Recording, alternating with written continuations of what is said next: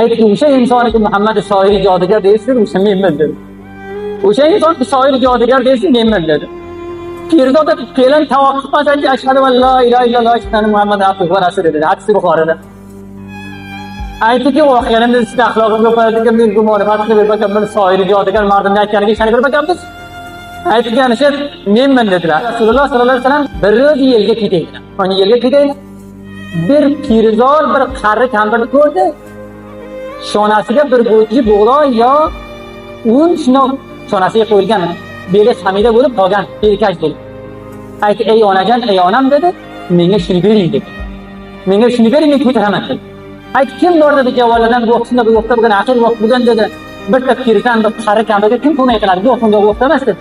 Aytdi, bering, men ko'may qilaman. Payg'ambar aytdi, men ko'may qilaman dedi. Payg'ambar ko'tardilar. Buni hamma qissa qilib ketadi. Bu uylarning oldiga borib, darvozalarning oldiga borib, xotinga aytdilar, "Monshira qo'ying, pirzol kampir tushirib qo'ying" dedi. Ana vaqt o'zim aytdi. Yo'q, o'zingiz chiga ketma, qayerga qo'yaylik?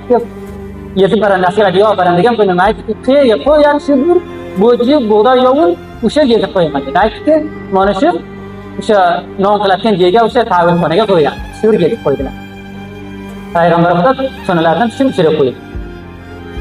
Xotin aytdi, "Menga dedi moddiyat pul oldinda yo'qdi, lekin bir nasihat qilib qo'yaman sizga" dedi. Meni oldimda hech narsam yo'qdi. Bir nasihat qilib qo'yaman, dunyo oxiriga yetgan dedi. Bir Muhammad degan inson kelgandi, xususan shu vaqtda oxir vaqtda dedi. Otani onamning muqobiliga, onani qizni muqobiliga, o'g'ilni otani muqobiliga janjalga tayyorlagan, mardni din obo va ajdoddan qaytargan. Xususan javonlarning zehnini xeyli oshkor qiladi. Men senga nasihat qilaman, seni de yaxshi insonlarni dedi, bir ro'z dedi. Seni oldinga ham chirog'i sabrini ro'shan qilib dedi, seni oldinga ham keladi dedi.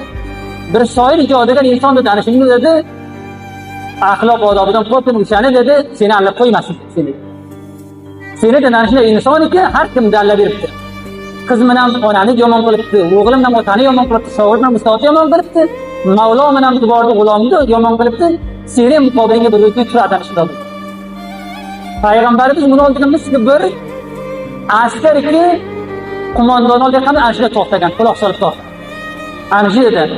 Bu borgin dedi, qanoy yot manot uzot borgin dedi. Keta begin dedi, ana shundan qo'rqin dedi, shundan nafar seni muqobilingga bir o'zi chiqadi. Seni dedi, din obo va ajdodingdan lot manot uzoti dinidan qaytar. Payg'ambarimiz aytdi, onajon dedi, bir gap gaplasam ijozat ketmay to'xtab payg'ambar aytdi. Ayting dedi, nima deysiz? Aytdi, o'sha insoniki Muhammad shoir jodigar deysiz, o'sha menman dedi. O'sha inson shoir jodigar deysiz, menman dedi. Pirzod fe'lan tavaqquf qilsanchi ashhadu an la ilaha illalloh ashhadu anna muhammadan abduhu va rasuluhu dedi. Hadis Buxoriyda. Aytdiki, voqealarni sizga axloqimga qo'yadigan men gumonat qilib bakamman shoir jodigar mardimni aytganiga ishonib bakammiz. Aytgan ish menman dedilar. Menman dedi o'sha insonga mardim shu vaqtda aytadi dedi kim? O'g'lim bilan otani yomon qiladi, qiz bilan onani yomon qiladi, ana shu inson menman dedi. Payg'ambar Xudoning bunday axloqiy odoblardan ko'rib pirzod kampir musulmon bo'ldi. Vallahi aziz musulmonlar, zamona oxiriga yetgan.